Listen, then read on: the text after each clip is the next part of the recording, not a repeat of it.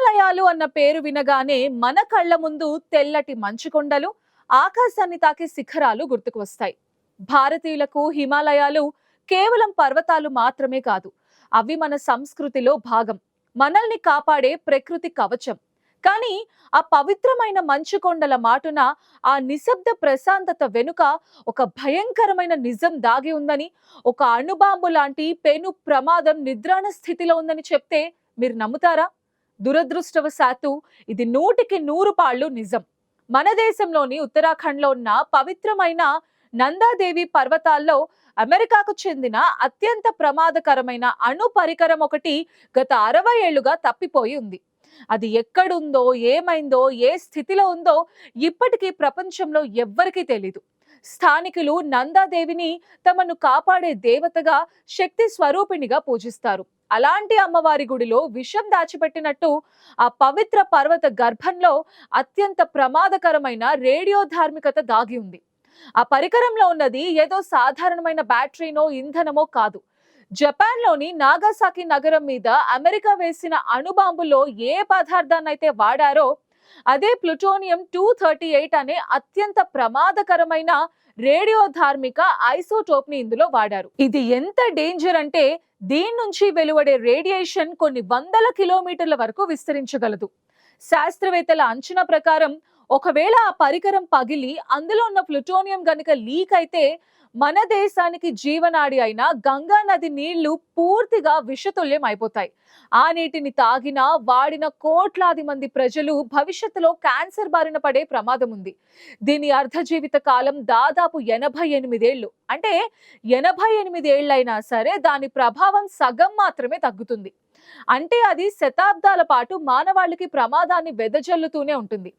అసలు అమెరికా వాళ్ళు మన భారతీయ హిమాలయాల్లోకి ఆ అణు పరికరాన్ని ఎందుకు తీసుకొచ్చారు? శాంతిని కోరుకునే మన దేశం అమెరికా గూఢచారి సంస్థ సిఐఏతో ఎందుకు చేతులు కలిపింది? 1965లో జరిగిన ఆ అత్యంత రహస్య మిషన్ వెనుక ఉన్న అసలు కథ ఏంటి? 2021లో ఉత్తరాఖండ్లో వచ్చిన ఆకస్మిక వరదలకు ఈ అణు పరికరానికి ఏమైనా సంబంధం ఉందా? ఈ విషయాలన్నీ తెలుసుకుంటే వెన్నులో వణుకు పుట్టడం ఖాయం. ఈ రోజు మన భారత చరిత్రలోనే అత్యంత రహస్యంగా దాచిపెట్టిన, ఎవ్వరికీ తెలియని నందాదేవి న్యూక్లియర్ మిషన్ గుట్టును సవివరంగా తెలుసుకుందాం. అసలు ఈ కథ వెనుక ఉన్న మూలాలు 1964లో ఉన్నాయి. అది ప్రచ్ఛన్న యుద్ధం జరుగుతున్న సమయం. అప్పుడే మన పొరుగు దేశం చైనా జింజియాంగ్ ప్రావిన్స్ లో తన మొదటి అణు బాంబుని విజయవంతంగా పరీక్షించింది. ఈ వార్త వినగానే అగ్రరాజ్యం అమెరికా ఒక్కసారిగా ఉలిక్కిపడింది. అప్పటి వరకు ఏషియాలో తమకు తిరుగులేదని భావించిన అమెరికాకి చైనా అణుశక్తిగా ఎదగడం మింగుడు పడటం లేదు. చైనా ఇంకా ఎలాంటి ఆయుధాలు తయారు చేస్తుందో, వాటిని ఎప్పుడు ఎటువైపు ప్రయోగిస్తుందో, వాటి సామర్థ్యం ఏంటో తెలుసుకోవాలని అమెరికా గూఢచారి సంస్థ సిఐఏ డిసైడ్ అయింది. కానీ సమస్య ఏంటంటే అప్పట్లో ఇప్పుడున్నంత అధునాతనమైన శాటిలైట్ టెక్నాలజీ లేదు. ఆకాశం నుండి చైనా మీద నిఘా పెట్టడం సాధ్యం కాదు. చైనా అణు కేంద్రాల నుండి వచ్చే సిగ్నల్స్ ని, టెలిమెట్రీ డేటాని పసిగట్టాలంటే చైనా సరిహద్దుల్లో ఉన్న అత్యంత ఎత్తైన ప్రదేశం కావాలి. అందుకే వాళ్ల కన్ను మన హిమాలయాల్లోని నందాదేవి శిఖరం మీద పడింది. సముద్ర మట్టానికి దాదాపు 25,645 అడుగుల ఎత్తులో ఉండే ఈ శిఖరం మీద ఒక పవర్ఫుల్ సెన్సార్ పెడితే అది నేరుగా చైనా అణు రహస్యాలన్నీ పసిగట్టి అమెరికాకు చేరవేస్తుందని ప్లాన్ వేశారు. అయితే ఇది భారత భూభాగం కాబట్టి అమెరికా ఒంటరిగా ఈ పని చేయలేదు.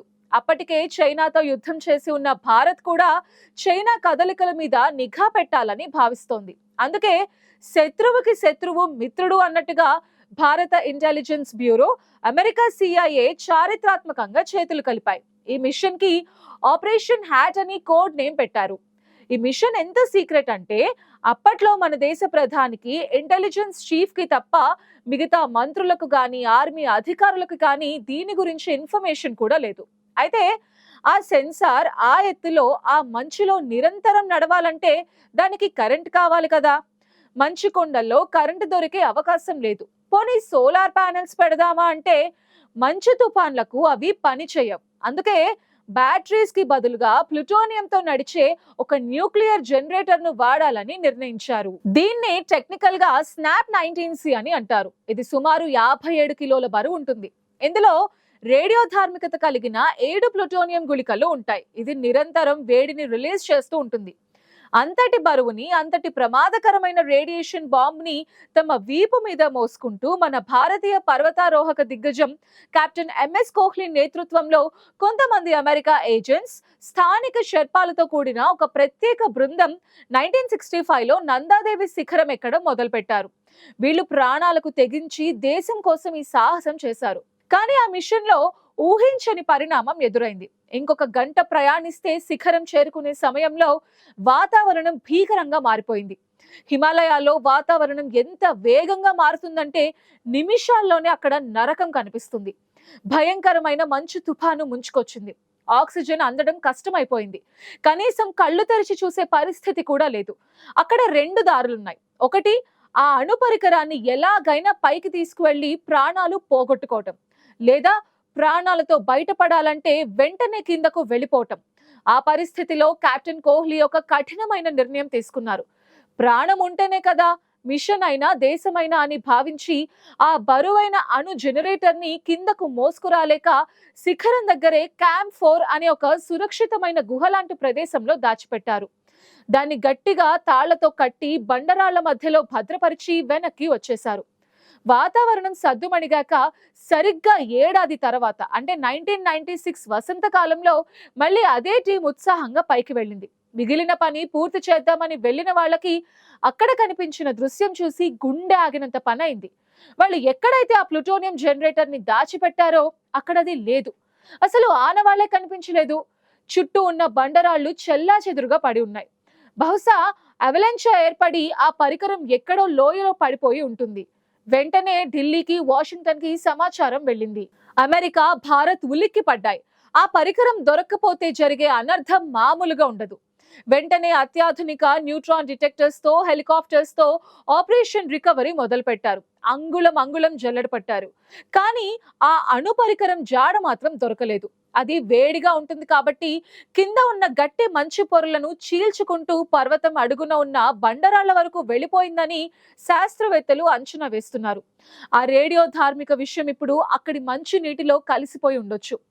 ఆ నీళ్లే కిందకు ప్రవహించి రిషిగంగా, ధౌలిగంగా నదుల్లో కలుస్తాయి. చివరికి ఈ నదులన్నీ కలిసి గంగా నదిలో కలుస్తాయి. అంటే గంగా నది పరివాహక ప్రాంతంలో ఉన్న కోట్లాది మంది ప్రజల జీవితాలు ఇప్పుడు చిన్న పరికరం చేతిలో ఉన్నాయంటున్నారు నిపుణులు. ఈ విషయం అంతా 1965-66 లోనే జరిగిన ప్రపంచానికి మాత్రం 1978 వరకు తెలీదు.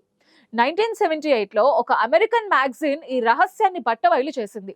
అప్పుడు పార్లమెంట్ లో పెద్ద దుమారం రేగటంతో నాటి ప్రధాని మొరార్జీ దేశాయ్ తప్పనిసరి పరిస్థితుల్లో పార్లమెంట్ లో దీని గురించి అధికారిక ప్రకటన చేయాల్సి వచ్చింది. అవును, ఒక అణు పరికరం పోయింది అని ఒప్పుకున్నారు. అయితే ఇన్నేళ్లు గడిచినా ఆ ప్రమాదం తొలగిపోలేదు. ప్లూటోనియం ప్రభావం కొన్ని వందల ఏళ్లు ఉంటుంది. నందాదేవికి దిగువన ఉన్న రైని అనే గ్రామంలో ప్రజలు తమకు వింత వ్యాధులు వస్తున్నాయని, తమ పశువులు అకారణంగా చనిపోతున్నాయని, పంటలు సరిగ్గా పండటం లేదని తరచూ ఆందోళన వ్యక్తం చేస్తూ ఉంటారు. అయితే ప్రభుత్వాలు మాత్రం రేడియేషన్ లెవెల్స్ కంట్రోల్లోనే ఉన్నాయని చెప్తూ వస్తున్నాయి. మన శాస్త్రవేత్తలు ఇప్పటికీ ఆ నదీ జలాలను పరీక్షిస్తూనే ఉన్నారు. 2021లో ఉత్తరాఖండ్లోని చమోలీలో ఆకస్మికంగా వరదలు వచ్చాయి. ఇందులో 200 మందికి పైగా చనిపోయారు. తపోవన్ డ్యామ్ కొట్టుకుపోయింది. అప్పుడు కూడా స్థానికులు మరియు కొంతమంది పర్యావరణవేత్తలు ఆ అదృశ్యమైన అణు పరికరమే దీనికి బలమైన కారణంగా చెప్పారు. ఆ పరికరం రిలీజ్ చేసే వేడి వల్ల మంచు లోపల కరిగిపోయి పెద్ద గ్లేసియర్ ముక్కలు విరిగిపడి ఈ ప్రళయం వచ్చిందని వారు నమ్ముతున్నారు. ఇది శాస్త్రీయంగా నిజమా కాదా అనేది పక్కన పెడితే హిమాలయాల గుండెల్లో ఒక అణు బాంబు లాంటి పరికరం దాగి ఉందన్నది మాత్రం నిజం. పరికరంలోని ప్లూటోనియం మెల్లగా నీటిలోకి లీక్ అవుతుందా, లేక మంచులో గడ్డకట్టుకుపోయి ఇంకా సురక్షితంగానే ఉందా అనేది ఎవ్వరికీ తెలీదు.